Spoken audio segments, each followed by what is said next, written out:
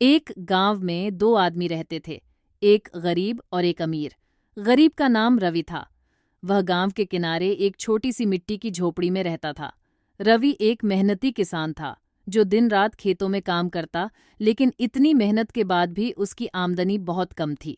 उसके कपड़े पुराने थे और खाना बहुत साधारण, अक्सर सिर्फ चावल और सब्जी। फिर भी रवि खुश रहता था। वह मानता था कि सच्ची खुशी दौलत से नहीं, बल्कि दिल की शांति से मिलती है। दूसरी ओर था राजन, जो गांव का सबसे अमीर व्यापारी था। उसकी एक बहुत बड़ी हवेली थी। नौकर चाकर हमेशा उसकी सेवा में लगे रहते थे। वह हमेशा कीमती कपड़े पहनता और उसके पास हर सुविधा थी। लेकिन राजन अंदर से बहुत अकेला और दुखी था। उसकी दौलत तो बहुत थी, लेकिन प्यार, अपनापन और संतोष नहीं था। एक दिन गांव में बहुत बड़ा तूफान आया।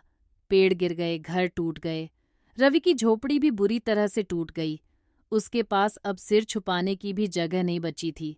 राजन की हवेली को भी नुकसान हुआ, लेकिन वह अब भी खड़ी थी।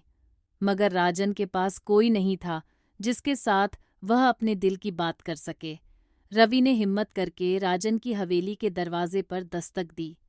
नौकर ने दरवाज़ा खोला तो रवि बोला, क्या मैं आज रात यहाँ रह सकता हूँ? मेरी झोपड़ी तूफान में टूट गई है और मुझे कहीं जगह नहीं मिल रही। राजन ने हैरानी से पूछा, तुम एक गरीब आदमी हो, तुम्हें मेरी हवेली में क्या काम? रवि मुस्कुराया और बोला, क्योंकि तूफान ने अमीर और गरीब में फर्क नहीं किया। हम दोनों पर मुसीबत आई है। शायद हम दोनों को एक दूसरे की जरूरत है। राजन उसकी बात से हैरान रह गया।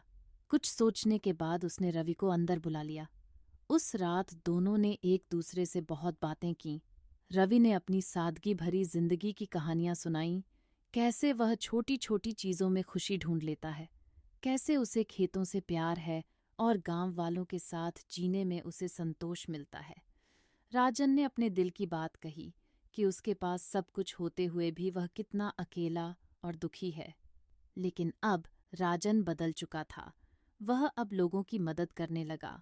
उसने गरीबों में अपनी दौलत का कुछ हिस्सा बांटा, गांव में स्कूल बनवाया और लोगों के साथ घुल मिलकर रहने लगा। राजन ने सीखा कि असली दौलत देने में है, जमा करने में नहीं।